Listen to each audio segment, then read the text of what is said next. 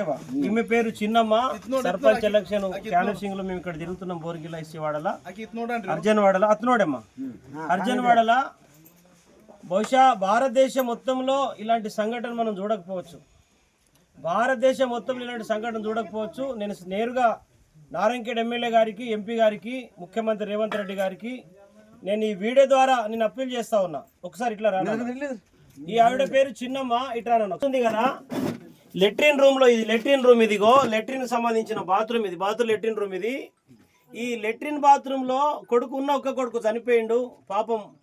చాలా ఘోరాతి ఘోరంగా మరి ఆ రోజు IHH individual house hold toilets కింద మరి కట్టినటువంటి ఈ యొక్క లెట్రిన్ బాత్రూమ్లలో ఆమె ఉంటుంది. ఒక బిందె చూడండి, ఒక డబ్బు ఉంది, ఆమె బట్టలు ఉన్నాయి, తర్వాత ఆమె బాక్స్ ఉన్నది. ఇది చాలా దయనీయమైనటువంటి పరిస్థితి. మేము ప్రభుత్వాన్ని కోరుతూ ఉన్నాం ఏంటంటే ఇందిరమ్మ ఇండ్లు ఏదైతే కడతా ఉన్నారో వాళ్ళకు డబ్బు లేదు, కట్టుకోవడానికి స్తోమత లేదు. వెంటనే ప్రభుత్వమే తన సొంత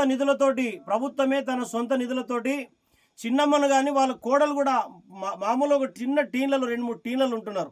కోడలు ఒక పక్క అంటే రాళ్ళు పెట్టుకొని ఒక 2 టీన్లలో ఉంటున్నారు. అత్తనేమో చిన్నమ్మ ఏమో ఇక్కడ బాత్రూమ్ లెట్రిన్ రూమ్లో ఉంటుంది.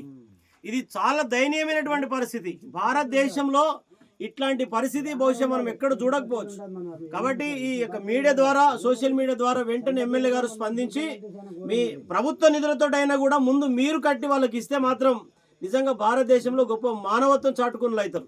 కాబట్టి వెంటనే చిన్నమ్మను కానీ, ఈ లెట్రిన్ బాత్రూమ్ ఉన్న చిన్నమ్మను కానీ, వాళ్ళ కోడలు కానీ వాళ్ళు వెంటనే వాళ్ళకు ప్రభుత్వమే వాళ్ళ నిధుల ద్వారా కట్టించి వాళ్ళకు ఇల్లు ఇవ్వాలని చెప్పేసి మేము కోరుతా ఉన్నాం.